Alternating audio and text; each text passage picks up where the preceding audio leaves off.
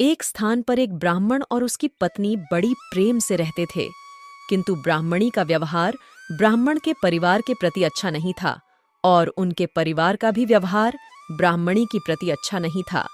इसीलिए परिवार में हमेशा कलह रहता था।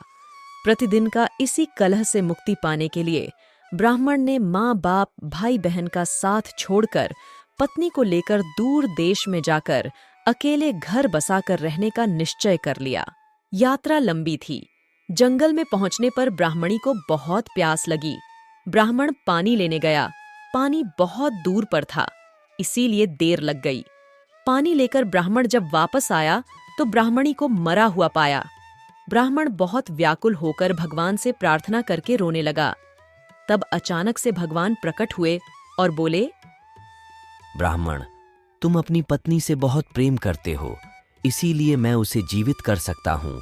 लेकिन अगर तुम अपने प्राणों का आधा भाग अपनी पत्नी को देना स्वीकार करो तो ब्राह्मणी जीवित हो जाएगी, नहीं तो यह जीवित नहीं होगी। मुझे स्वीकार है भगवान, मैं अपना आधा प्राण देकर अपनी पत्नी की प्राण बचाना चाहता हूँ। ब्राह्मण ने जैसे ही यह स्वीकार किया तब ब्राह्मणी फिर से जीवित हो गई और दोनों ने यात्रा शुरू कर दी। लेकिन ब्राह्मणी को यह बात पता नहीं थी कि ब्राह्मण अपना आधा आयु देकर उसे जीवित किया है। वहां से बहुत दूर एक नगर था। नगर के बाहर पहुंचकर ब्राह्मण ने कहा, तुम यही ठहरो, मैं अभी भोजन लेकर आता हूँ। ब्राह्मण के जाने के बाद ब्राह्मणी अकेली रह गई। इस समय वहां पर एक लंगड़ा सुंदर जवान व्यक्ति वहां आया। ब्राह्मणी उसे हंसकर बात की, वह भी हंसकर बोला। दोनों एक दूसरे को बातों ही बातों में चाहने लगे। दोनों ने जीवन भर एक साथ रहने का प्रण लिया। ब्राह्मण जब भोजन लेकर नगर से लौटा तो ब्राह्मणी ने कहा, यह लंगड़ा व्यक्ति भी भूखा है, इसे भी अपने हिस्से में से दे दो। जब वहां से आगे प्रस्थान करने का समय आया तो ब्राह्मणी ने ब्राह्मण से अनुरोध किया कि इस लंगड़े व्यक्ति को भी साथ ले लेते हैं, यह अकेला कहाँ भटकता फिरेगा और बातचीत में रास्ता भी अच्छे से कट जाएगा। तुम जब कहीं जाते हो तो मैं अकेली रह जाती हूँ, बात करने को भी कोई नहीं होता है। इसके साथ रहने से कोई बात करने वाला तो रहेगा, इसे हमें हमारे साथ ही रहने दो। हमें अपना भार उठाना ही कठिन हो रहा है, इस लंगड़े का भार कैसे उठाएंगे? हम इसे एक बक्सा में रख देंगे, हम इसे अपने साथ ही ले जाते हैं। ब्राह्मण को पत्नी की बात माननी ही पड़ी। कुछ दूर जाकर जब सब विश्राम कर रहे थे तब ब्राह्मणी और लंगड़े ने मिलकर ब्राह्मण को धोखे से कुएं में धकेल दिया। उसे मरा हुआ समझकर वह दोनों आगे बढ़ गए।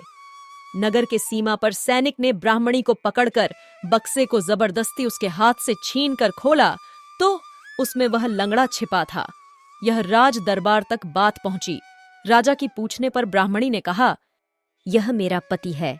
अपने बंधु बांधव से परेशान होकर हमने देश छोड़ दिया है। कृपया हमें आपके देश में बसने का अनुमति दे दें। राजा ने उनकी बातों को सच मानकर उन्हें अपने देश में बसने का आज्ञा दे दिया। उधर ब्राह्मण को एक साधु ने बचा लिया था। वह भी कुछ दिन बाद उसी राज्य में पहुंचा। ब्राह्मणी ने जब उसे वहां देखा तो डर गई और पहले ही जाकर राजा से कहा, महाराज, यह हमारा पुराना शत्रु है। यह मेरे पति को पहले से ही मारना चाहता था।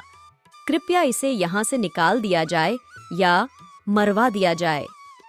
राजा ने तुरंत ही ब्राह्मण को मारने की आज्ञा दे दी। ब्राह्मण ने आज्ञा सुनकर कहा, महाराज, इस स्त्री ने मेरा कुछ लिया हुआ है, वो मुझे दिलवा दिया जाए। राजा ने ब्राह्मणी से कहा, देवी, तुमने इसका जो कुछ लिया हुआ है सब उनको वापस दे दो। पर मैं इनका कुछ भी नहीं लिया। महाराज, यह झूठ बोल रहा है।